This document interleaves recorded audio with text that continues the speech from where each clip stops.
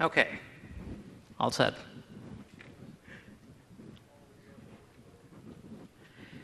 So how many of you are working with compliance? Okay,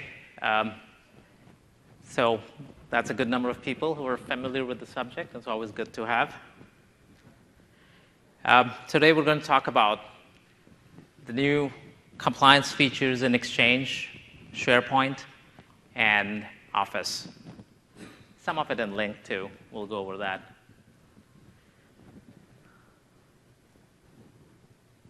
So what are your customer needs for compliance? What do you want to do? When we say the word compliance, it kind of gets a lot of meanings. Different people have different ideas about what compliance means.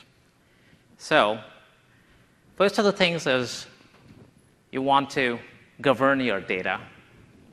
You want to make sure that the data that you have in various places is retained for a certain amount of time. What people refer to as information lifecycle. When it comes to email, it's called email lifecycle, or ELC. But now that extends also into SharePoint, where we have all these document repositories. We have websites, we have lists, and all those things that SharePoint can store. And so they can be given their own life cycle where you say how long you want to retain these things.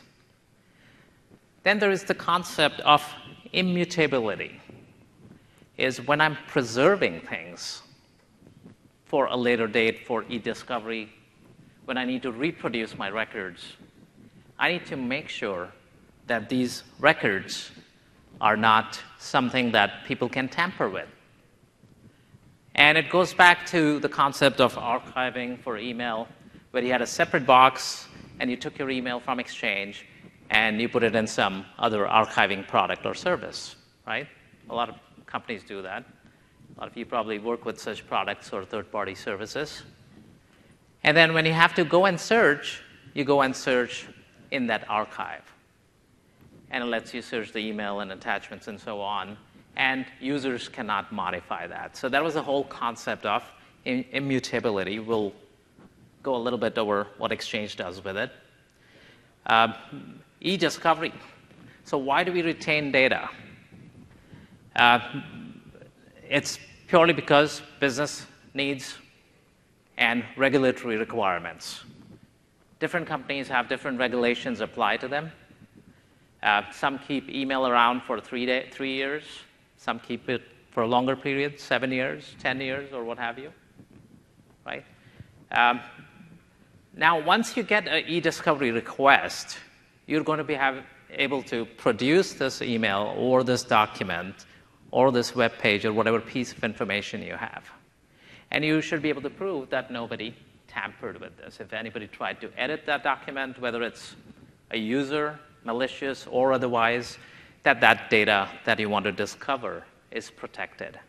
So that's the whole concept of immutability that we'll go over, and why we do this as e-discovery.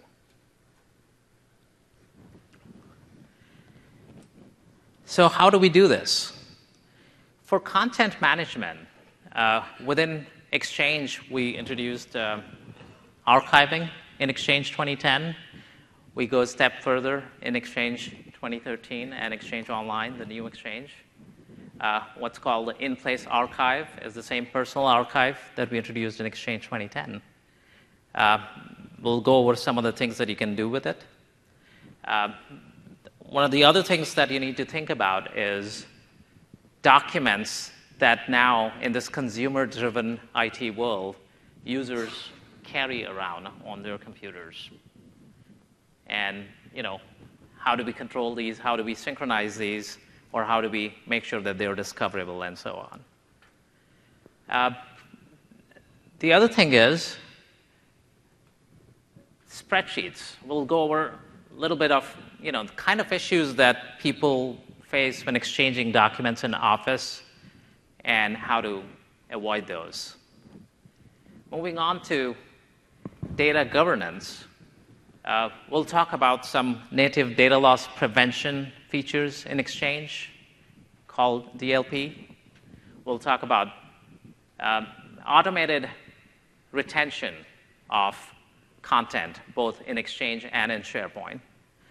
How some of these policies work, how do you preserve data using different types of hold across Exchange, across SharePoint, and Link. And that whole story coming together, what started with, just legal hold in Exchange 2010, how this thing comes together, we'll take a look. And finally, not only being able to hold all this, but now having a single console to be able to do e-discovery across all these data repositories, whether it's your Exchange email, whether it's your SharePoint data, and whether it's your Link conversations and meetings and so on.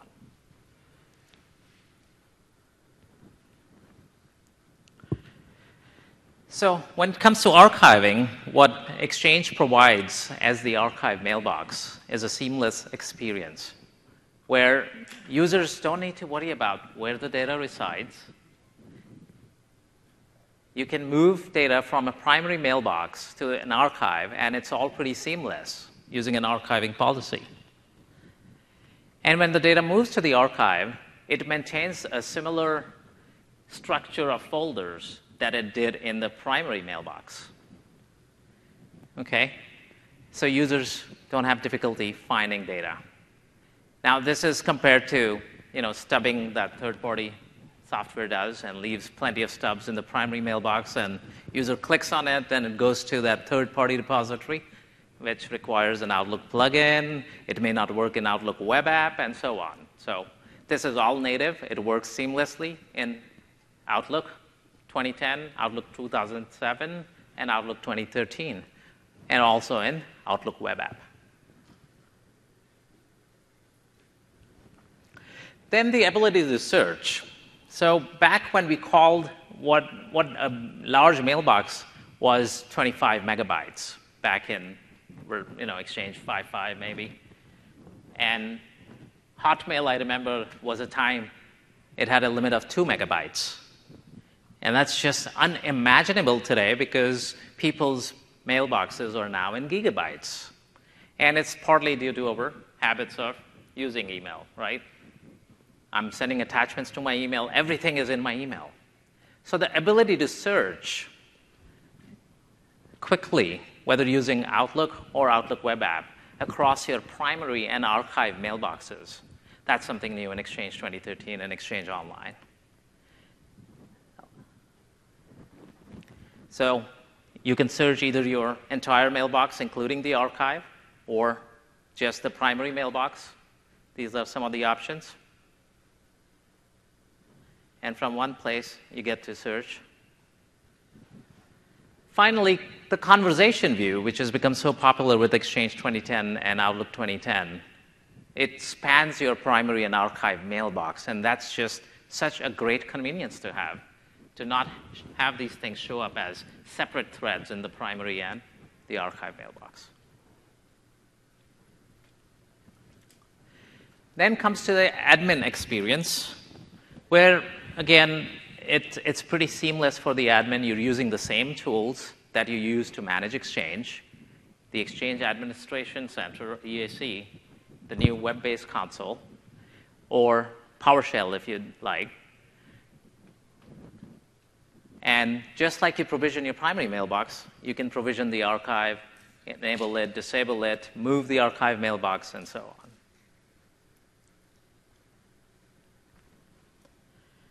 So thanks to this web-based console, it's much easier than before.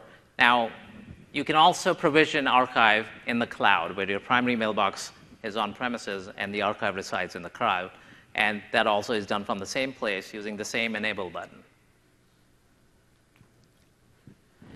Next, we move on to team mailboxes. And team mailboxes allow you to collaborate across Exchange email threads and all the documents that we keep on exchanging as attachments compared to the documents that we store in SharePoint. And it brings it all together. So if you have, for example, a project, you provision a team mailbox for that project. And now all the documents that you store in SharePoint in that project site are going to show up in your Exchange mailbox. So all this comes together, whether using Outlook or Outlook web app.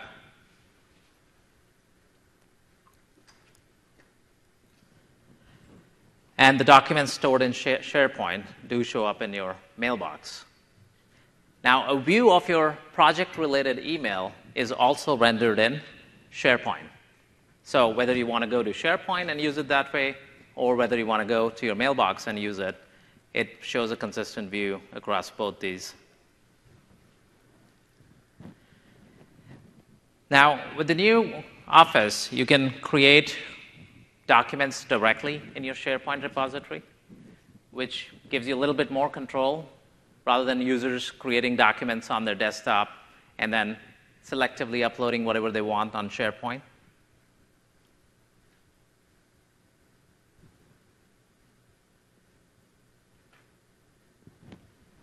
They can drag and drop files to, I think it's skip one slide, drag and drop files directly into the SharePoint library.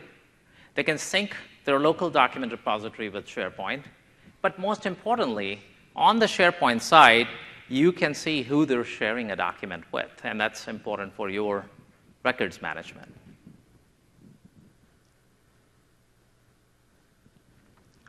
Ability to access your documents from mobile devices is another huge thing for customers, for users.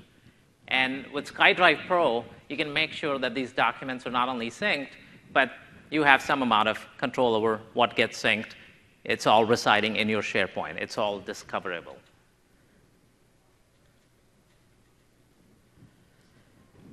Next, the new Office apps, they all have ability to, if you go into the Backstage view, not only can you tag your documents, you can categorize the documents.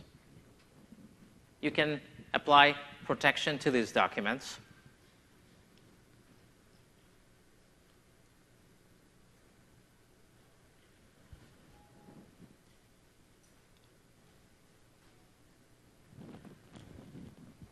Now, what kind of protection can you apply? One of the things we'll take a look in a later slide is, have you run into issues where you send documents to somebody and all the embedded data, stuff like notes and things, go out with the document?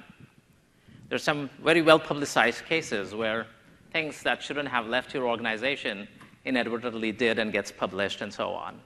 So using Inspect Document, you can basically control these kind of issues, and you can prevent some kind of data leakage and make sure that only the properties that need to go out when you're sending a document out, only that gets sent.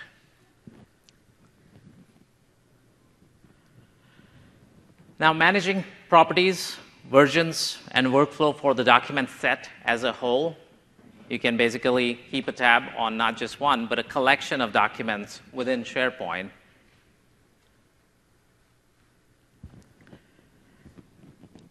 Coming to spreadsheets. So the kind of concerns people have with spreadsheets, you can hide cells, you can hide a whole row, you can hide a spreadsheet, one sheet in a whole spreadsheet file. And when this data gets sent out, it could result in information that shouldn't be leaving the organization. Things like broken links, things like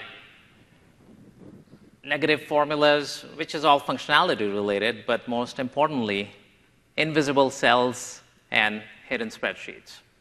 So again, you can go to your Inspect Document view in the Backstage and prevent these kind of things from happening.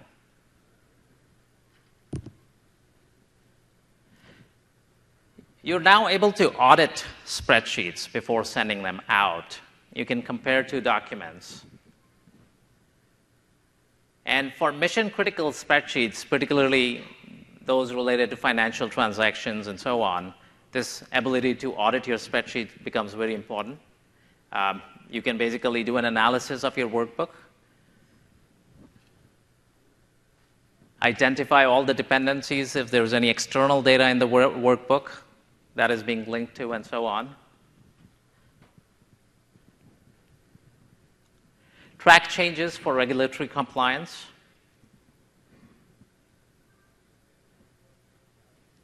and so on. So moving on to Exchange, and that's where most people who are familiar with compliance will focus on, is data governance, the ability to retain data, which is done using retention policies. Now, these policies allow you to manage not only your storage, because you don't want your email to collect over a period of time and result in really humongous mailboxes, but besides storage, there is risk from collecting all that data over the number of years. If you leave it to users, they would never delete stuff. I don't delete a lot of stuff, so everybody is guilty of that because we always perceive some information is very important to me. I want to keep it, and I want to access it even 5 years later, and then it grows so much that you don't want to clean up your mailbox, right? Because cleaning up mailbox, mail by mail by mail, takes a lot of time. So this thing automates your retention. So there's delete policies, and then there is archiving policies, which automatically move data to the archive mailbox.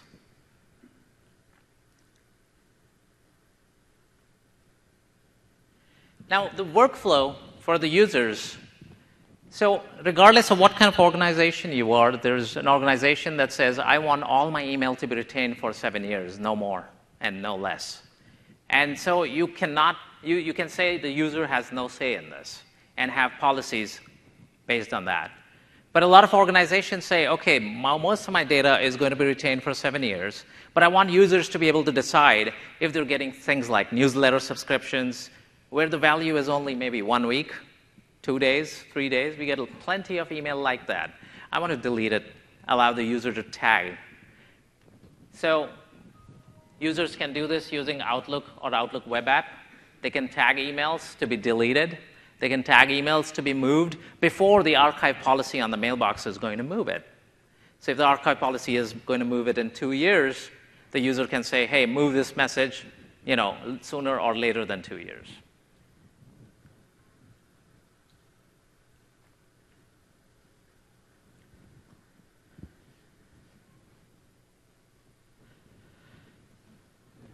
Now, how do users know when the messages are going to move? So first of all, each message is going to display in the message properties in Outlook and Outlook web app when a message is going to get deleted. What you see right below the to field up in the message. So whenever a user, if they have provision with policies to decide when a message should be moved or deleted, that field is going to show them what exact policy is. The second screenshot you see on the front is the folders properties, where it's showing you the move and archive policies. So here, messages in that folder are going to move to the archive in 6 months, and they're going to be deleted based on the folders properties, which here is, I think, 30 days.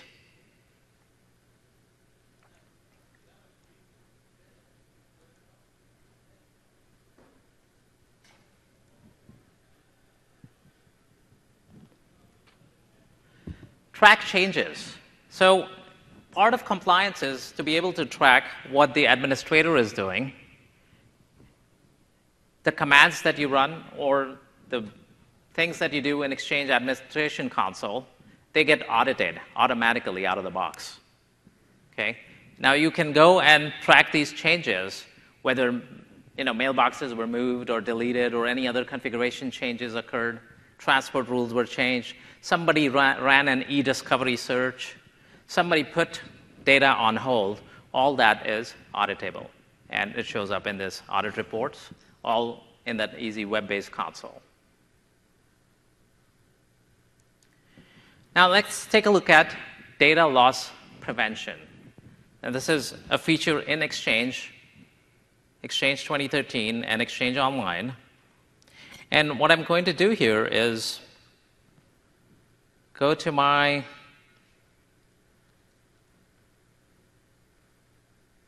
Exchange Administration Console.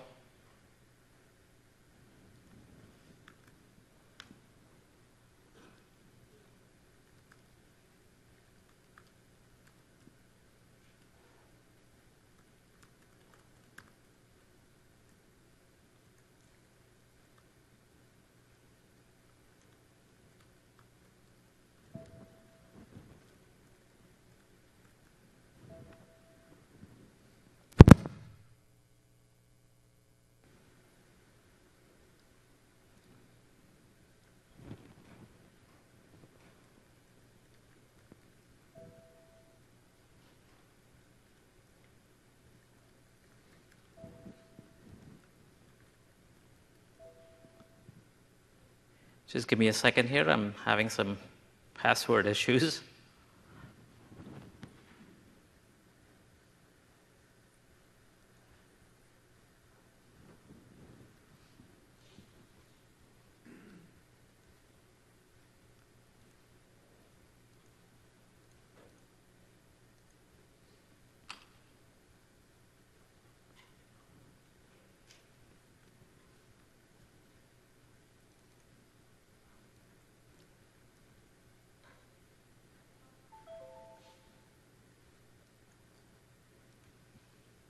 Okay, there we go.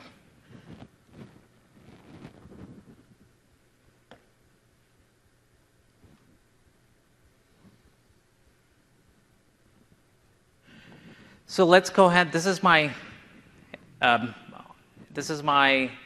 Office 365 console, from where I go to Exchange Admin.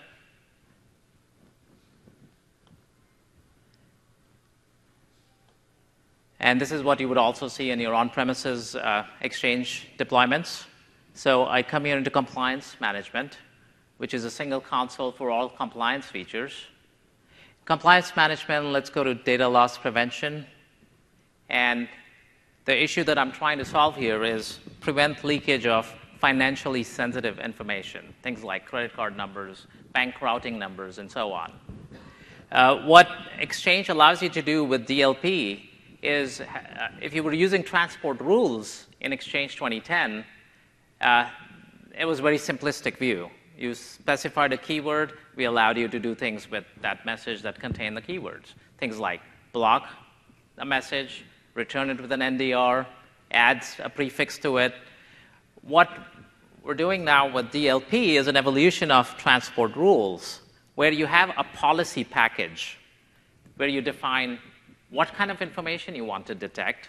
You can build some fairly complex rules, but most importantly, what we do is we ship a whole bunch of templates that you can use. So let's go and take a look at these templates and how easy it is to block sensitive information from leaving your organization. So let's create a new DLP policy, and I'm going to show you two ways of doing this. So first way is you go ahead and do a DLP policy from a template. Let's call it block credit cards. Provide a description here, and here are the templates. There are about, I think, 40 templates, DLP templates that are shipped. Things like, Australian financial data, ranging from Canadian financial data, French, German, Japanese, Saudi Arabia, UK, and so on. And here's US financial data. So I can just take this template that says US financial data and decide to block all email that goes outside your organization that may contain this financial data.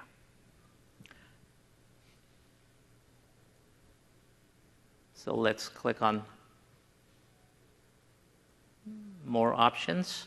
Now, you can do three things with DLP policies. You can choose to show users with Outlook 2013 a policy tip. If you've been using Outlook 2010, you're probably familiar with mail tips.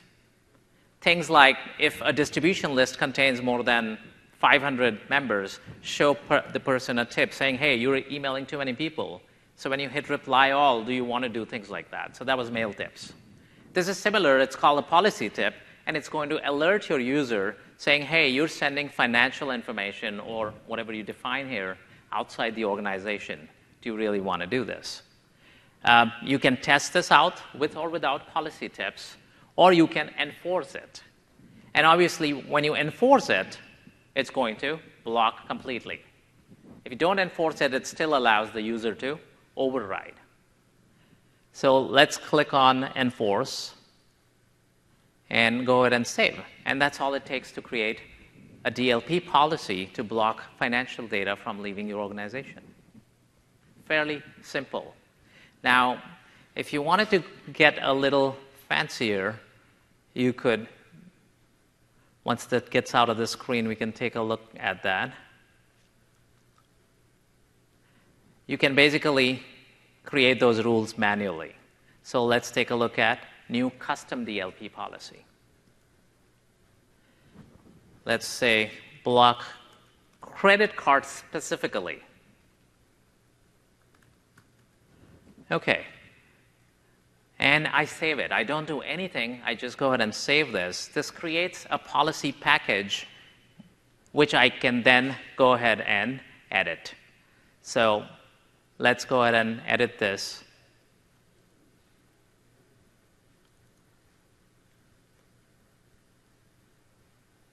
And here are the rules that you can, I think we opened the wrong one.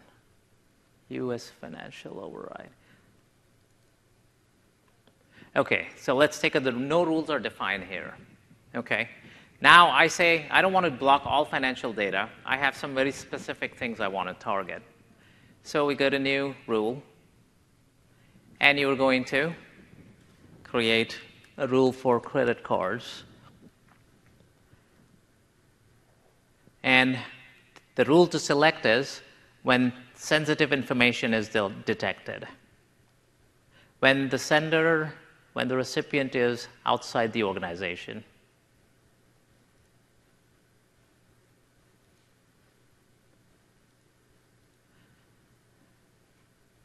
When the recipient is located outside the organization.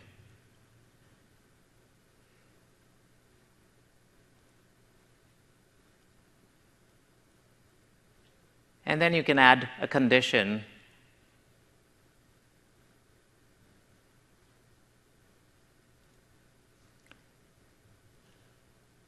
the sender is the subject or body contains whatever words or keywords that you're looking for.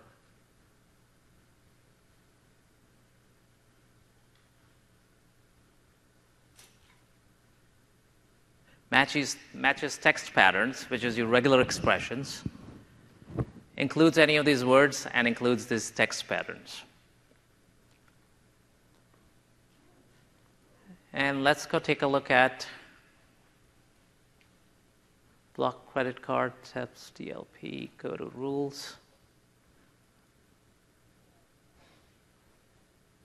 Notify sender when sensitive information is sent outside the organization. That's what we're looking for.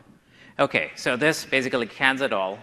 You're saying the recipient is located outside the organization, message contains sensitive information, and you can define what types of information. So if you remember, previously we simply had a policy that said U.S. financial data. Now here you can go ahead and select specific things like your bank routing number, okay, your tax file numbers, your social security numbers, credit card numbers.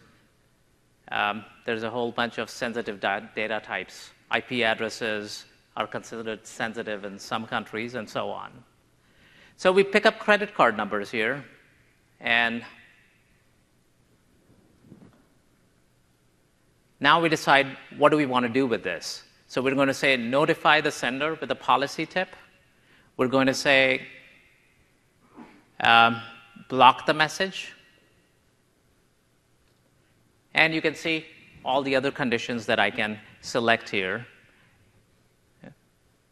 Redirect the message to a particular person, and so on. So there's a bunch of conditions that you can use and bunch of actions that you can use to manually create your DLP policies and select specifically what kind of data you want to prevent from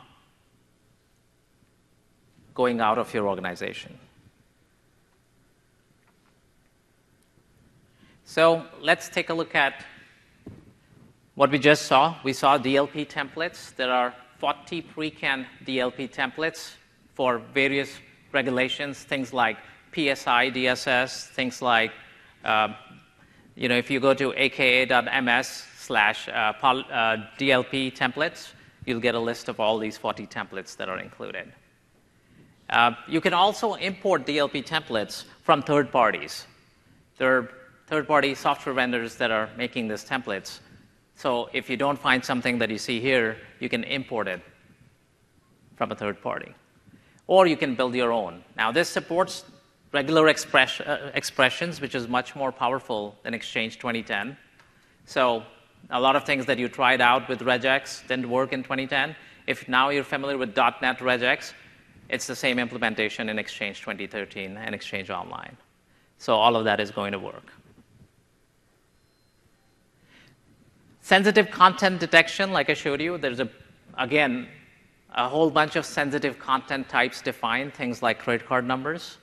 Now, the detection of this content goes not just to your message content, which is text, but I'm going to show you in a little bit if somebody decides to zip the file and send it, if somebody tries to change the file attachment extension.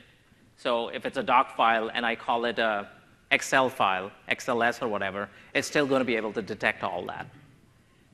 And finally, it's extensible. So third parties can define their data types, and you can use those solutions in your DLP. So we just went through the DLP policy rules. They're built on transport rules, but they're phenomenally more powerful than what simple transport rules were. They just allow you to do way, way more things than transport rules did. Supports discovery also. So when you have an e-discovery request, you can use the same DLP policies to figure out if data is leaving your organization and audit those events. We'll take a look at some of the auditing reports and options available.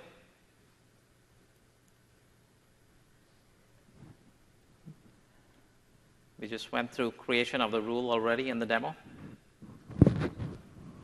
The other thing you can do is apply RMS protection. And that allows you to control the rights that the recipient of that email will have. So the email matches my description of sensitive data type. Now, I don't want it leaving my organization, or I want even within my organization that data to be restricted. So I can apply an RMS policy, or what is known as information rights management, to say who has access to such information. You can define financial data going to only a group of people in the finance department, and so on. You can say what they can do with that email. Can they print it out? You can block printing. You can block cutting and pasting, and so on. So it protects your information within or outside the organization. And that usage rights travel with the information. So let's say somebody tries to forward. If you've not blocked forwarding of a message, that usage rights is going to go with the message. Unlike S-MIME messages, where people encrypt a message, somebody decrypts it, and once it's decrypted, anybody can do whatever they want with that message. The DLP reporting, comprehensive view of not only violations of DLP policies, inbound and outbound, okay? Which rules were they in violation of? So you have your HIPAA or your PSI DSS or GLBA and whatever other regulations that you created your rules around. Now, each incident is not only alerted by email, you can also get reporting on how many violations occurred over a period of time. And that helps your compliance efforts. So preventing information from leaving organization to actually being able to preserve information and do e-discovery. Because one of the goals, or the basic goal of this entire compliance effort, is to assist with e-discovery. Now, before Exchange 2013 and Exchange Online, current versions, you had these different data repositories, and you had to perform discovery in each one of them. Okay? Now, reviewing that data costs, because you're paying a lawyer an hourly fee, or a bunch of lawyers an hourly fee to review data, right? So the goal is here to be able to do discovery from a single console across these different repositories. To reduce the cost of discovery, we'll take a look at some of the features and how that's done. Also allow legal teams to do this without IT people doing it. Because in the past, people wanted to search Exchange mailbox data. They would go to the IT guy and say, hey, do this search. Now you get legal or HR or any appropriate non-technical person or department can be delegated the permissions to preserve data to search for data, to identify data that meets your criteria, and to put it on hold for e-discovery. So that's the paradox between volume, where you search for something and you get a lot of data. And now how to bring that down using different refiners so you only have the most relevant data from e-discovery. So let's go take a look at the e-discovery center, and hopefully we won't run into the same password thing because we're already logged in. So let's start with the Legal Discovery Center. Now, this is a site created in SharePoint. When you're in on-premises, you're going to integrate SharePoint and Exchange and Link. It's all done using OAuth authentication. And you go to SharePoint, and you create this site called the Legal Discovery Center, and you manage e-discovery cases. So from just doing blanket e-discovery, now there is a workflow built into it where you can perform a discovery, you can basically identify the data, you can refine the data, you can preview the data, and then you can put that data on hold and eventually export the data. So typically, if you were new, you would start here with create a new case. Okay, give it a title. Let's say Project Contoso or whatever. You can give it a URL. So each case becomes its own separate website, sort of, where you can browse to. So let's say Contoso 2, English. It's an e-discovery case. And I'm going to show this in the parent side. And there you have created a new case. Now, once you've created the new case, you're going to go ahead and identify data sources that you want to perform an e-discovery on. So while this thing is creating it, oh, there we go. That was quick. Okay, so now you have this case. It's its own website, Project Contoso 2. Now I'm going to go ahead and identify the resources, the data that I want to discover. So let's say Contoso data. Okay, I'm going to specify sources, which can include Exchange mailboxes. It can include SharePoint data. It can include URLs. So let's go ahead and select a mailbox here. You can type it in here as a, and have a lookup, which looks up your global address list. Didn't find it. So let's just go ahead and click the address book like you would do. Can it include a link as well? I'll talk about that. So what it does with Link is basically Link is archiving to Exchange. So it's a single repository. When you say a mailbox, it'll include the Link data. I thought it only included link data within Outlook. You check it to display in Outlook. No. And that's on the next slide. So let's finish this demo, and I can show that to you. OK. There we go. So I have a mailbox here, Sarah. I'll include that just for this test, but you can include more mailboxes. You can specify distribution lists and have all members of the distribution list included. You can do SharePoint locations. So let's say Contoso. If there is any SharePoint, OK, no match. Let's just do the mailbox for now, and I can show you what it looks like. So this is now from SharePoint going to Exchange and searching that mailbox.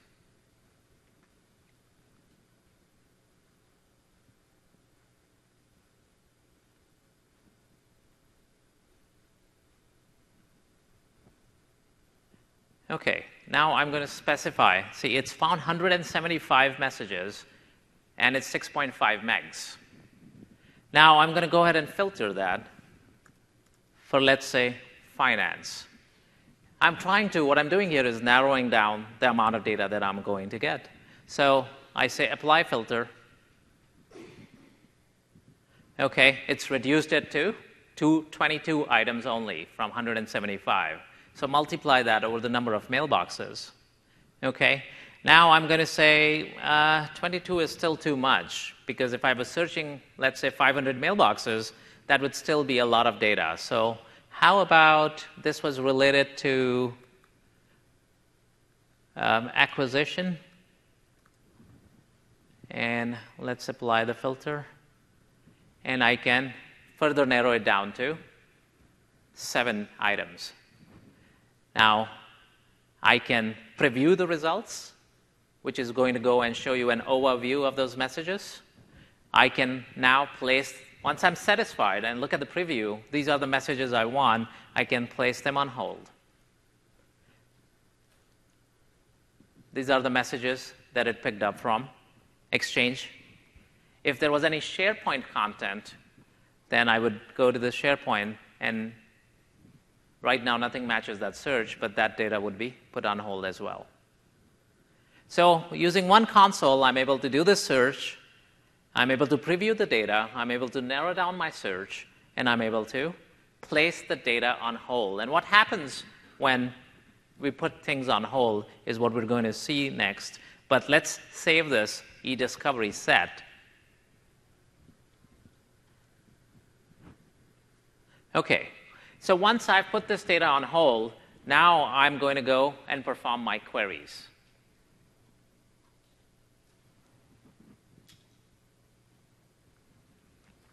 Okay, let's give this query a name.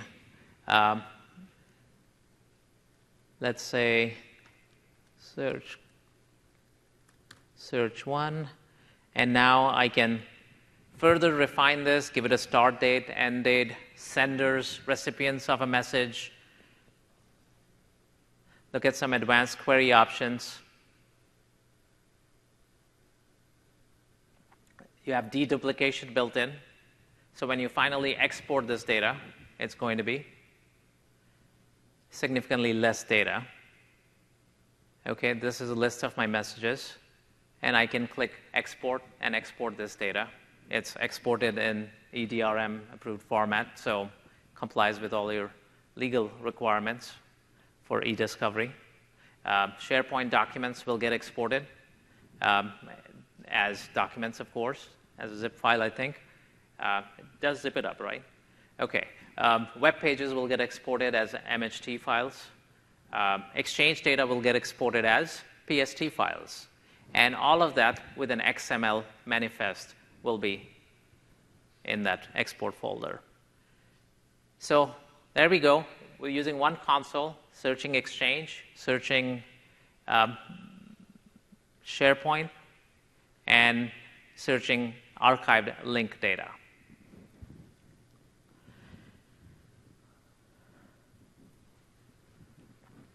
So we'll just quickly go over this because I showed you in the demo. To recap, you're searching based on particular eDiscovery cases.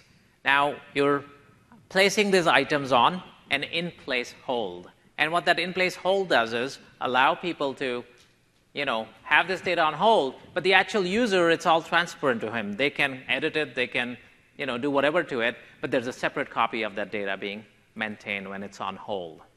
So when you do an eDiscovery, not only will you see the data that was on hold, you're also going to see any modifications that were made to it are also going to show up in your eDiscovery. This is the eDiscovery within Exchange if you didn't have SharePoint. Now, this is introduced as multi-mailbox search in Exchange 2010. In 2013, this is turned into in-place eDiscovery. And it's integrated with the in-place hold. So you can do one search and search the data within Exchange. If you don't have SharePoint, obviously, you're not going to be able to do anything with SharePoint. This is just Exchange. The other thing to note about in-place hold is in Exchange 2010, and we'll take a look at the next slide, we allowed you to do a blanket hold, which was called litigation hold. I check off a user. Everything is on hold. Nothing that the user does is going to be deleted. So in Exchange 2013, you have the flexibility, and in Exchange Online, you have the flexibility to do a time-based hold. Now, what time-based hold says is keep the data for X amount of time. Then there's a query-based hold, which says only keep data that matches this query parameters for X amount of time if you want, or keep it forever. So these are the different variants of hold: litigation hold, legacy from Exchange 2010, indefinite in-place hold, which is kind of like litigation hold in that everything is placed on hold. Then there is the time-based hold and the query-based hold. And how do you manage this? Because this is only Exchange, you will manage it in Exchange Admin Center and Exchange Management Shell. If you have SharePoint in the mix, you can manage this whole thing from the eDiscovery Center that we just saw. Now, maintaining records in SharePoint. So SharePoint has this concept of record center, where you can, so there is, we saw in-place hold. This thing is where you submit records to be held. Okay? Now, you can manually submit records, which could be your documents in SharePoint. They could be any other data that you have in SharePoint. Or, in the next screen, we'll see you can also define automatic rules, just like, sort of like what you have in Exchange in terms of retention policy. This is more based on a lot of different other parameters. So using these new rules, you can say, you know, for example, if a message is like, if a document is a press release, what is the status of that press release? Is it an approved press release? Then hold it for so long, submit it to the record center to be retained for so long. So we're saying here, match a press release, specify any alternate content type names. So a press release may be called a number of different things. You can add all of that to this list. What is the status, whether it's a draft, whether it's submitted, approved. And then when it's saved, how do you want to save it? And it can automatically create separate folders within SharePoint to basically save data for this particular rule, all done automatically. So to recap then, these are the different features that we just went through, and the different SKUs for on-premises, Exchange 2013 and SharePoint 2013, and online, Plan 1 and Plan 2, and the features that they enable. So for instance, records management, eDiscovery Center is available in Enterprise in on-premises, and in online, it's only available in Plan 1 and Plan 2. Similarly, for in-place hold, one change was eDiscovery in Exchange used to be Enterprise in 2010, and at some point we allowed it on standard CALs as well. So other than that, that's the feature matrix. So I believe we have some time for questions. Yes? The eDiscovery used in SharePoint 2013, if it's on-premise, can it do searches in Exchange 2010, or does it have to be Exchange 2013? It has to be Exchange 2013 on both sides. Yes? For SharePoint, will it also do eDiscovery for wikis and blogs? Any content that you have in SharePoint. So things like documents, but things like SharePoint sites, things like URLs that you feed SharePoint, lists, it'll do eDiscovery of all those things.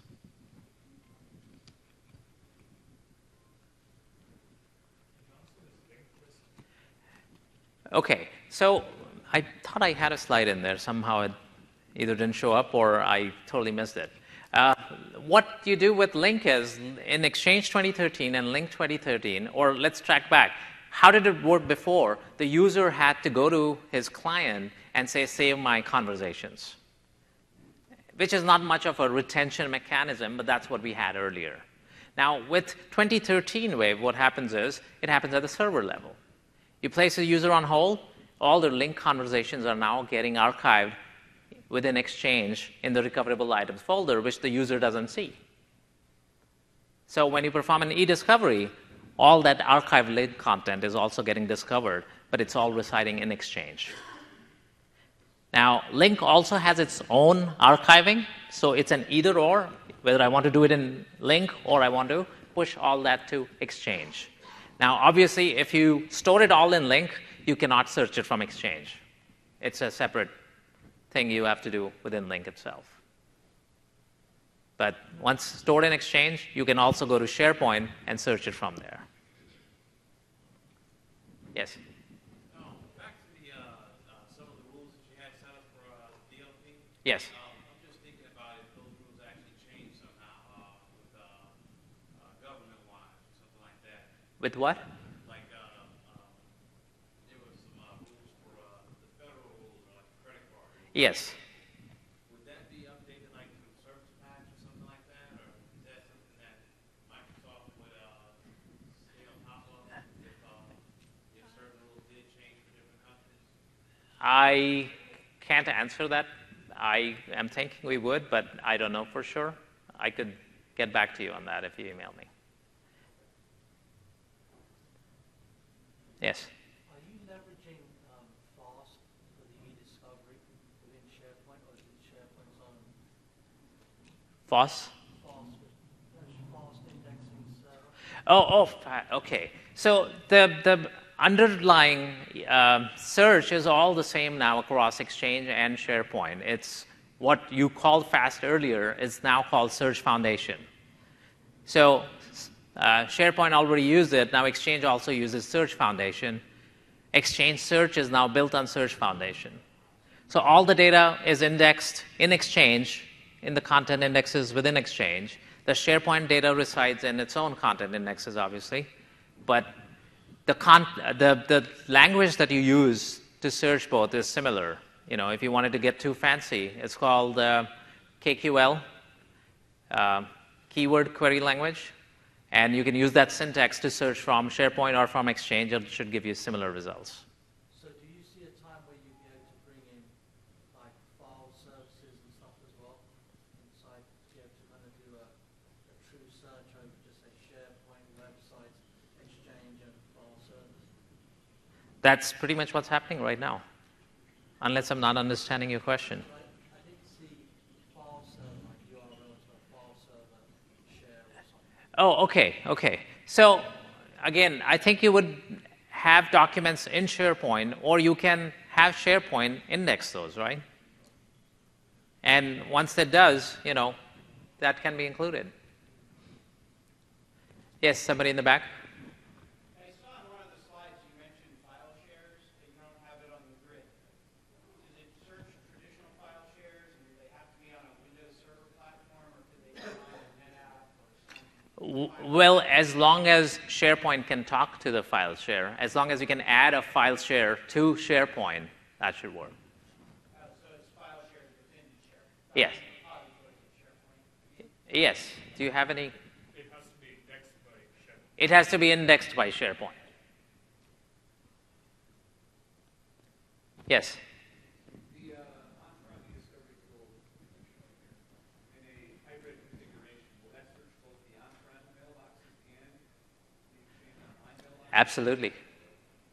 Absolutely. That's when you see it the first time, it's it's pretty remarkable. Is when you do an e-discovery from on-premises, if you're in a hybrid environment, it's going to go and search your cloud mailboxes as well.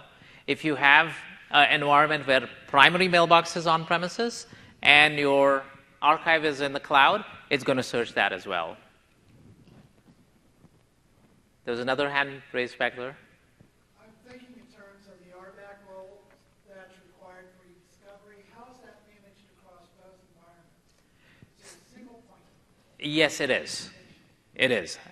So in SharePoint, to be able to search Exchange mailboxes, you're going to have to give them the same discovery management permissions that you normally do in Exchange. But Exchange to SharePoint. Yes. Oh, I mean, from Exchange, you cannot search SharePoint. So there's only one search from SharePoint where SharePoint does itself and Exchange. Exchange cannot search SharePoint. The e-discovery center that you saw is a SharePoint site. Do you have to just configure it like a federated search for the Exchange to be searchable from SharePoint? Yes. It uses standard OPATH authentication. So when you install Exchange and you install SharePoint 2013, obviously both versions, there's a very simple procedure that will allow you to configure the authentication between the two. Yes? And the RBAC is still applied to the person logging into the search center. On SharePoint? Right, when they go in to do the search, they're across SharePoint or Exchange. So, Based on their login? so SharePoint has its own permissions of who you allow to log in into SharePoint, right? Whether this given e-discovery case that we created, who has access to it, and all that, that's all controlled by SharePoint. But whether the logged-in user can actually search Exchange data or not is governed by the RBAC permissions in Exchange. So they have to be a member of a discovery management role group. So what's the behavior that you would experience within SharePoint if you used either a stubbing or a remote blob storage solution to archive SharePoint? So to archive SharePoint, not Exchange. No, SharePoint.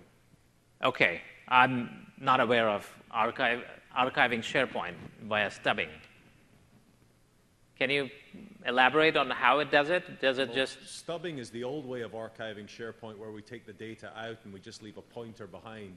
Remote blob is the new way using the new versions of SQL where we leave a meta pointer to the data, but the blob file is moved to out of the database, so you can reduce the size of your SQL databases. Okay. So it's kind of similar to what Exchange does with stubbing solutions, is if the data is not in these data repositories, it's not going to index it. If it's not going to index it, it's not going to return results. And the whole idea with this is to keep data in place.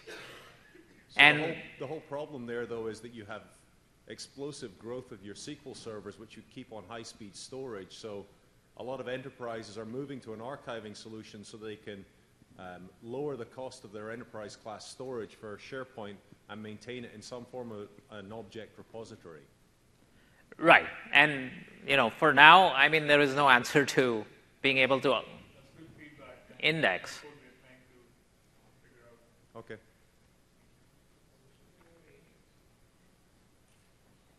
Any other questions? Yes. Just a comment on that. I work for Symantec.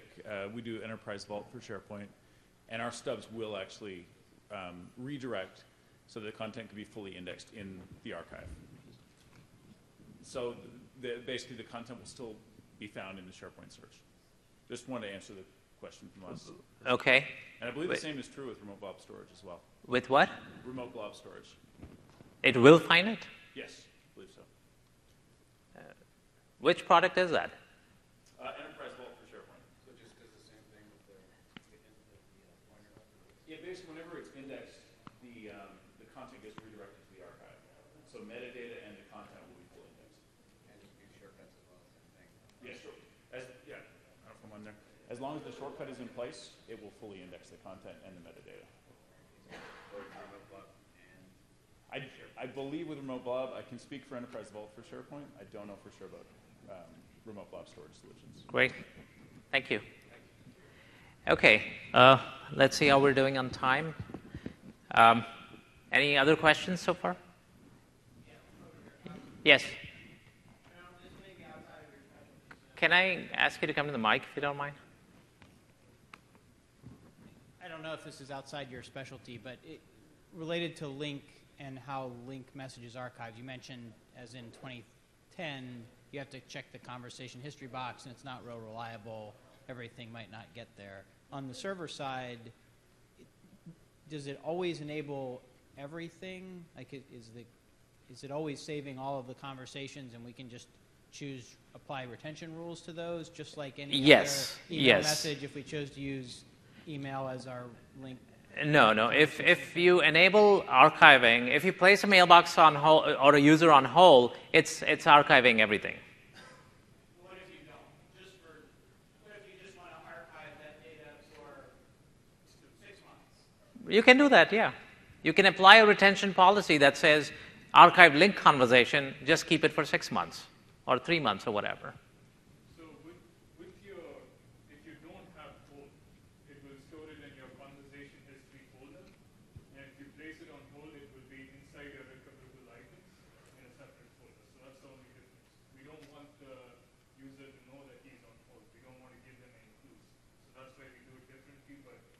Otherwise, it is always archived. Thanks. Okay, a few more.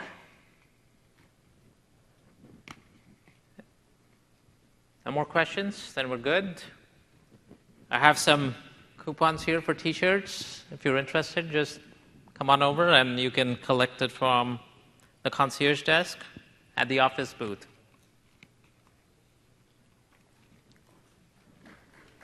Thank you.